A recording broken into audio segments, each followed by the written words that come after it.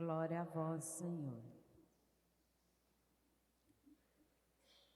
Queridos irmãos, uma palavrinha sobre a primeira leitura do livro do Gênesis. Nós estamos lendo já tem um tempo.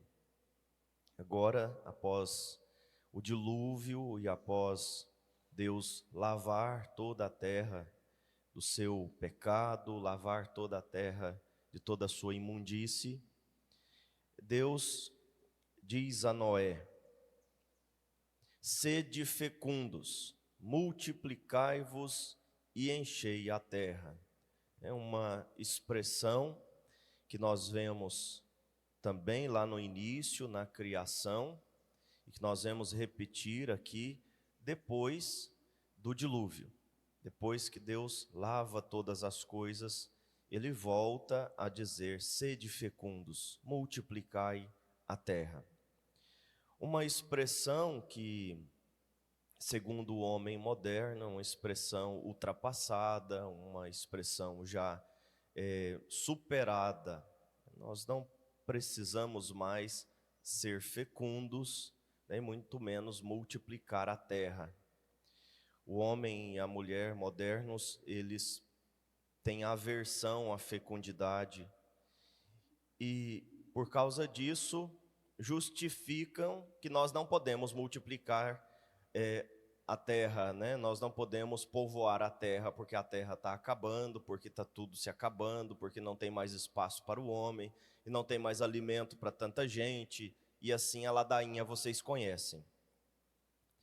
Mas é o problema da fecundidade, que não está só na questão da incapacidade de ter filho, né, poder ou não ter filho, porque é a questão da fecundidade não é também, ou da falta de fecundidade, não é um problema também só atual.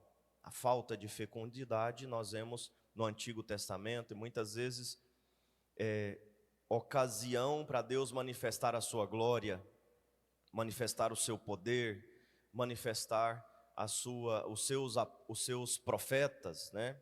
São João Batista, por exemplo, ele veio depois, a sua mãe estava na velhice, já era velha, então não conseguia ter filhos e de repente teve João Batista. Mas tantos outros profetas, homens importantes do Antigo Testamento, vieram assim precedidos de uma falta de fecundidade, mas não uma falta de fecundidade deliberada, desejada, provocada, mas é porque não era possível ter filho e de repente Deus estendeu a sua mão e deu a graça.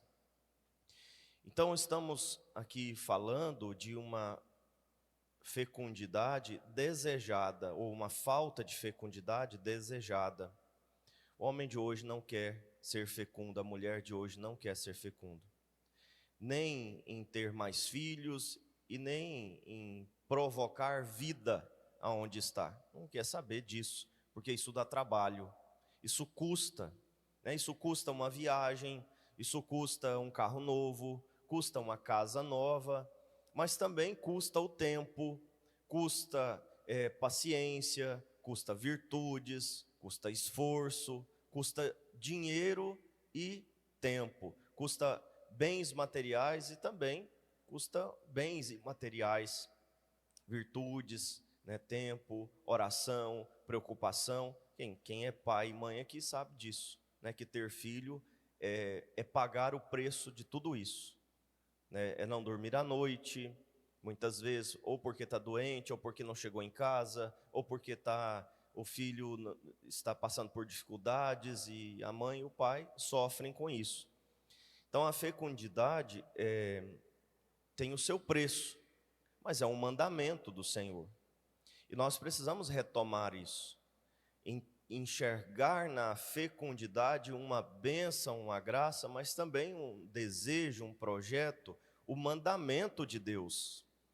Os casais precisam se abrir à vida, né? Os casais casados na igreja precisam se abrir à vida. Precisam entender que não se casaram para se curtir um ao outro, ou para curtirem a vida juntos. Se casaram para fecundar a terra, com a generosidade, com a abertura à vida, mas também com o próprio sacrifício, o sangue derramado, que fecunda também a terra, que faz a terra ser melhor. Veja, Isabel e Zacarias tiveram um filho na velhice, e não tiveram mais, não porque não quiseram, mas porque não foi possível. Mas aquele filho que veio fez a diferença no mundo inteiro, fez a diferença no mundo inteiro. Nós temos outros personagens da Bíblia que tiveram vários filhos, como por exemplo, as 12 tribos de Israel, né, dizem respeito aos 12 filhos que vêm da descendência de Abraão, que vêm daquele chamado que Deus fez a Abraão e que repercutiu na vida de 12 filhos que depois se tornaram 12 tribos, né, com vários outros filhos, com várias outras pessoas. Quando a gente se abre à vida, Deus, Ele faz o resto. Então, nós precisamos retomar isso. Os casais precisam parar de ter medo, parar de ter medo. E aqui nós não estamos falando isso para ficar julgando, né? Deus sabe qual é a condição de cada casal, Deus sabe qual é a condição de cada família, quais são as dificuldades que cada um passa. O que importa é a abertura, estar aberto para Deus fazer. Se Ele vai mandar ou não vai mandar filhos, não é problema nosso, mas quando nós nos fechamos e dizemos não queremos, por causa da viagem, por causa do trabalho, por causa do tempo, por causa da minha vida, porque eu preciso curtir a vida, aí sim é problema nosso. Então, que Deus nos ajude como igreja, como comunidade e sociedade a superar esse egoísmo.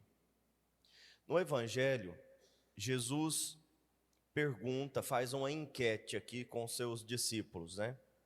Só que ele não está preocupado em saber qual é a opinião dos outros a seu respeito. Ele quer, no fim, saber qual é a visão, qual é o entendimento que os seus apóstolos têm a seu respeito. Então ele pergunta, quem dizem os homens que eu sou? Ele começa a saber o que o povo está dizendo sobre mim. Então eles respondem, alguns dizem que é João Batista, outros que é Elias, outros que é alguns dos profetas. E vós, quem dizeis que eu sou? Essa é a pergunta principal. Era aqui que Jesus queria falar. Aqui que Jesus queria saber. E vós, quem dizeis que eu sou? E Pedro então responde, tu és o Messias. Notem que, diferente do Evangelho de Mateus, o diálogo de Jesus com Pedro após essa resposta não está assim muito amplo, muito elaborado, não se apega aos detalhes. Nós sabemos que em Mateus, Jesus vai elogiar Pedro, né? Vai tecer elogios importantes como feliz és tu, Simão, filho de Jonas, porque não foi a carne nem o sangue que te revelou isso, mas o Pai que está no céu. Por isso eu te digo que tu és Pedro, e sobre esta pedra construirei a minha igreja, e as portas do inferno não prevalecerão sobre ela. Não está aqui, porque o evangelista Marcos, ele fez o evangelho, ele escreveu, podemos dizer assim, o evangelho, ou a comunidade de Marcos, sob a orientação de Pedro, ou sobre a pregação de Pedro, porque ele era o intérprete de Pedro. Então Pedro não quis falar de si, e por isso ele não falou do elogio que Jesus fez. A humildade de Pedro, né? Que lá na frente já tinha finalmente entendido que não poderia confiar muito em si mesmo. Ele já tinha feito muitas coisas erradas, inclusive aqui agora, né? Então Pedro foi humilde e ocultou o elogio que Jesus lhe fez. Já Mateus não ocultou, ele fala bastante desse elogio. Então tu és o Messias. Jesus proibiu severamente. Veja, não tem elogio aqui, não tem nada. E ele já passa para a parte do ensinamento da paixão.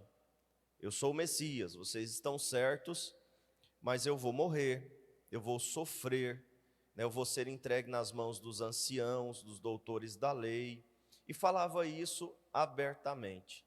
E Pedro, que acabara de acertar numa resposta, uma resposta muito assertiva, tu és o Messias. Os demais estavam falando coisas malucas, mas Pedro acertou. Toma Jesus à parte e começa a ensiná-lo, a repreendê-lo e a ensiná-lo. Querer ensinar a Deus não é algo só da nossa vida, né? Só do nosso tempo. Querer dizer para Deus o que ele tem que fazer, o que ele não tem que fazer. Porque se eu fosse Deus, eu faria isso. Se eu fosse Deus, eu faria aquilo. Pedro também caiu nessa armadilha. E por isso Jesus repreendeu Pedro severamente. Vai para longe de mim, Satanás. Tu não pensas como Deus, e sim como os homens. Interessante a gente notar aqui que Jesus diz para Pedro que ele está pensando como Satanás porque está pensando como os homens. Então o pensamento humano, né, é mais próximo de Satanás do que de Deus. Então a gente tem que tomar cuidado com essa história de exaltar muito as coisas humanas, de exaltar muito o nosso lado humano. Vocês já devem ter ouvido algum pregador que vai falar da vida de um santo ou de uma santa, exaltar muito o lado humano, né? Santa Teresinha foi muito humana e por isso ela foi santa, né? Fulano foi muito humano, ele passou raiva, né? Ele teve dificuldades. Santa Teresinha tinha raiva do barulho do terço que a sua amiga freira, né, a sua colega freira fazia, e por isso fez um tercinho de crochê e deu para ela assim, secretamente, né, para ela parar de fazer barulho, porque aquele barulho irritava ela. Tá vendo? Santa Teresinha se irritava. Sim, Santa Teresinha se irritava e deu um jeito de superar a sua irritação, dando de presente um terço que não fazia barulho. Então, nós temos que tomar cuidado com essa história de exaltar muito o lado humano. Você pensa como os homens e não como Deus. E por isso vai para longe de mim, Satanás. O pensamento humano está mais próximo do pensamento de Satanás. Porque nós somos desordenados. Nós pensamos de maneira desordenada também. E para pensar de maneira sobrenatural, para pensar segundo o coração de Deus, precisamos nos esforçar muito, nos santificar. Então, Pedro, ele tenta ensinar Jesus. Quase que bate na madeira, né? Não é madeira, mas quase que bate na madeira. Vira essa boca para lá, Senhor, você não vai morrer não. Nada disso vai te acontecer. Deus o livre. Quando eu comecei a participar da igreja, eu perdi o medo ou a cisma em relação à morte, né, em relação à morte, em relação a essas coisas assim da vida, como velhice. Eu comecei na época a implicar muito a minha mãe, que não gostava de falar de morte, que não gostava de falar a idade dela, eu não gostava de falar de velhice. Então eu falava muito de morte para ela, né? Da perspectiva da fé, segundo a perspectiva da fé de São Francisco de Assis, Santa Teresa de Jesus, e ela dizia: ainda bem que Deus não ouve os insensatos. Ela me chamava de insensato, né, porque eu falava da morte, como se fosse, como de fato, né, a morte para o cristão é uma coisa boa, é uma irmã feia, mas é uma irmã que nos leva para Deus. São Francisco chamava a morte de irmã, a irmã feia, mas é uma irmã que nos leva para Deus. Então, é o começo de uma nova vida. Nós escutamos a Josi falar domingo, né? A morte não é o fim, mas é o início de uma nova vida. Quando ela falava da morte da filha dela, da Isa. Então, a minha mãe sempre dizia: Ainda bem que Deus não ouve os insensatos. Quando ela não me chamava de menino bobo, conversa boba, menino bobo, para de falar sobre isso.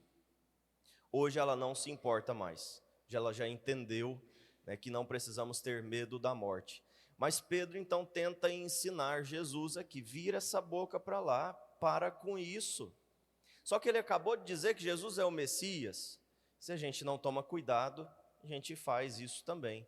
Tenta ensinar a Deus o que ele tem que fazer. A gente não percebe a nossa finitude, a nossa miséria, a nossa pobreza, a nossa incapacidade, a nossa limitação, e começamos a ensinar a Deus o que ele tem que fazer.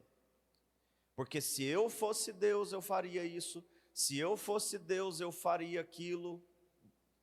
Pois bem, você não é Deus.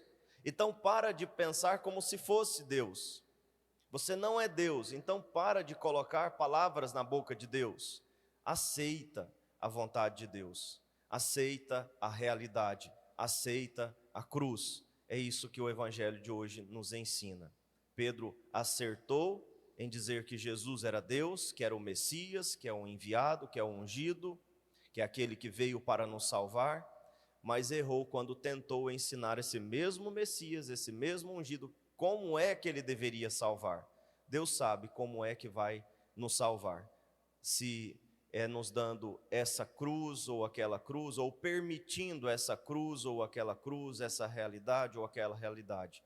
Nós só precisamos aceitar com humildade. Vamos pedir essa graça a Jesus, e que São Pedro, que errou tanto, né, e hoje, né, está no céu porque depois começou a acertar, quando finalmente se abandonou à vontade de Deus, interceda por nós. Louvado seja o nosso Senhor Jesus Cristo. Para sempre seja louvado.